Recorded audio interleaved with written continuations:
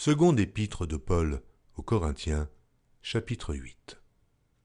Nous vous faisons connaître, frères, la grâce de Dieu qui s'est manifestée dans les églises de la Macédoine.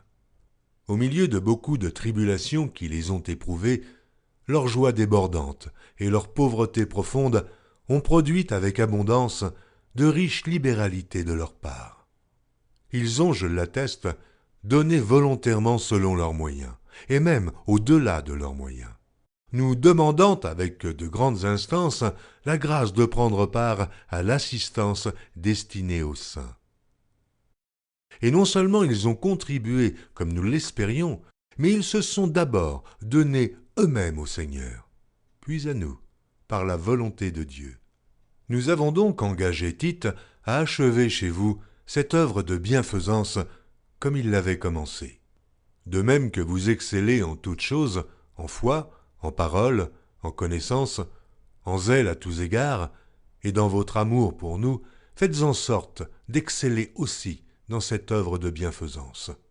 Je ne dis pas cela pour donner un ordre, mais pour éprouver, par le zèle des autres, la sincérité de votre charité. Car vous connaissez la grâce de notre Seigneur Jésus-Christ, qui, pour vous, s'est fait pauvre de riche qu'il était, afin que par sa pauvreté vous fussiez enrichis. C'est un avis que je donne là-dessus, car cela vous convient, à vous qui non seulement avez commencé à agir, mais qui en avez eu la volonté dès l'année dernière. Achevez donc maintenant d'agir, afin que l'accomplissement, selon vos moyens, réponde à l'empressement que vous avez mis à vouloir. La bonne volonté, quand elle existe, est agréable, en raison de ce qu'elle peut avoir à sa disposition, et non de ce qu'elle n'a pas. Car il s'agit non de vous exposer à la détresse pour soulager les autres, mais de suivre une règle d'égalité. Dans la circonstance présente, votre superflu pourvoira à leurs besoins, afin que leur superflu pourvoie pareillement au vôtre, en sorte qu'il y ait égalité.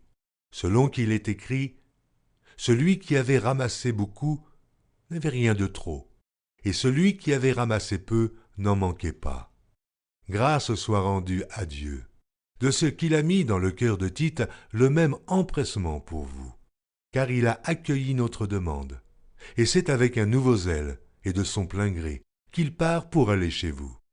Nous envoyons avec lui le frère dont la louange, en ce qui concerne l'Évangile, est répandue dans toutes les églises, et qui, de plus, a été choisi par les églises pour être notre compagnon de voyage dans cette œuvre de bienfaisance, que nous accomplissons à la gloire du Seigneur, même et en témoignage de notre bonne volonté.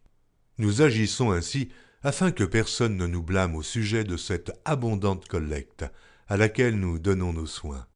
Car nous recherchons ce qui est bien, non seulement devant le Seigneur, mais aussi devant les hommes.